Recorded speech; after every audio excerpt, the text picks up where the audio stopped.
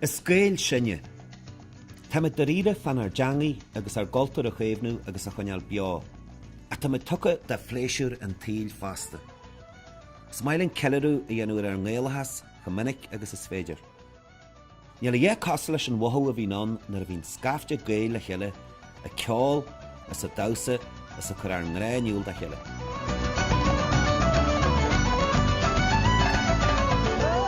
Smeise Rónán Mac Aodha Bhuí agus seo scéal a chearcail chraice. Blianas físeáin bhainam a héine agus cairde lam an chearcail chraice le ceáil agus siamsaíart a chur ar fáil an ngéalaigh agus le síl sóisialta de ard chaidean a chur ar fáil de réileoga sa réaltart agus sa ghaltart.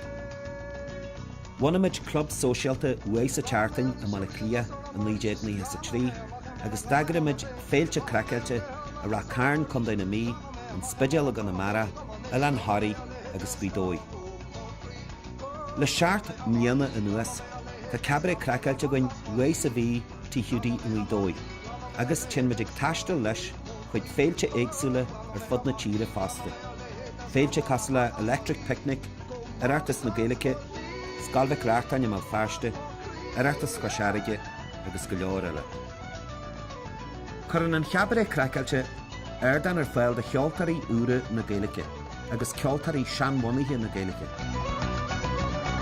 Bhín bémar cheol nó amsire, rock cheol, ceol electróna, rap, reggae, ska, a léhéid sin, a bhí na grúpaí tradiisiúnta sfér agus na huireanithe agus dawsarí seanóis a sfér a gin fasta, chum le ceol a deangatha eile as tír eile. Chur an grúpaí a chanan na méarla de gré set omlan le cheile an Gaeilge le 10 éil sinneamig an cabaret fasta. Spragan mid grúpaí agus ceoltarí úra Gaeilge fasta, agus churann mid airdan ar fáildífa ag an cabaret in Cuidóir agus ag na féilte éagsúla a hin le deacú. Agrítear níos mó na fiche cabaret chraice in aina bliana agus bín hartar 5 na 6 grúpa ag sinneamig a hana le cabaret. Tá rud ag agrithe ar bhain Jóna agus an sin ígtar na ceoltarí agus daine bíala bhí na pléiles go garama. Sin príomhhaim a bhí agamsa ar hasí rud le gomáin 1993 agus a tugann go fáil na go mar tionscail léidir ceáil Gaeilge go mar grúpaí úra teach an tasaí a cumú ceáil úra chur cearníní má cearníní Gaeilge agus go mar éite hacuúla le airdan a chur ar fáildíh agus go mar srábal a go ceáil a henim an Cuidóir agus éite heile ar fud na tíre. Creidim gur chóir go mar félan a gá dar go téna goin, a léiríonn an bhuaiseart úr atá teart chun tasaí. Réabhlaid ceáil na Gaeilge, réabhlaid atá níos áide agus dalaba ina dhearcú. Creidim go chóir lipéid cearníní na gáin, go mó éisinnta ceáilean, agus go mó racadú na Gaeilgean, se sin acadú ceáil de cheoltarí ága bhfuil samachú sa Gaeilge le iad a eluint le bheith na séir cheoltarí agus comodarí uireáin agus réaltaí elbhéin is idirlín. Creidim go léidir go dorthú a léhéad de intar an spragu agus an bhainnín don bhlúine tá teart chun tasaí leis an Gaeilge úsáid ina go ceáil agus sihir eile.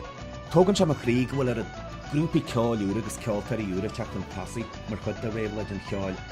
Léhéadí Boss Sound Manifesto, Tua, Emily Wiriske, Shane Hennessy, Enda Riley, Mahatma Gandhi, Blunderbrow, Scammell, Rish, Dirty Names. Tá ceáil úra ar fáil an Gaeilge, tá huireáin úra a gomú agus tá daoine ar fud an domhain a géisteart leis na huireáin úra agus ag santú níos mó. Hanna bhain sin tá Seo Linn agus Coláiste Lorgan, TG Lorgan, tréis físeáin agus papáil an Gaeilge a thuirt go dtí leibhel eile ag mealú na milliúin chun éisteach le leaganatha Gaeilge de huireáin móra as na cartathe.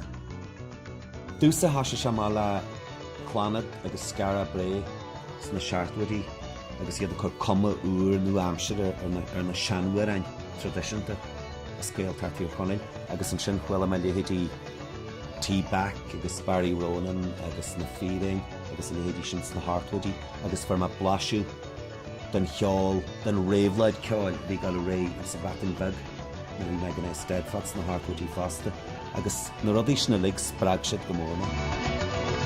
An sin bhog me go bailla clia chuir maithir cíla a bhí cruthú stíl ceáil úr a bhí fréamhaithe sa tradiisiún gan treachtar bréag a scéaltart bhil fearste a tá beáil á go fáil agus tar cheangan na grúpaí ceáil beo sfér agus tú chríche.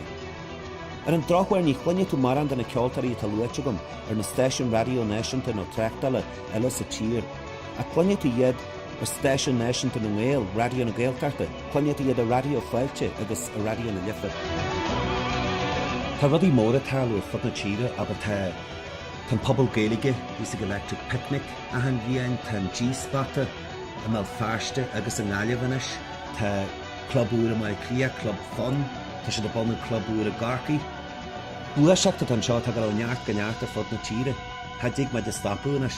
So ré lein le cheile ar bháthair na réabhlaide. Darn san éir an a Gael,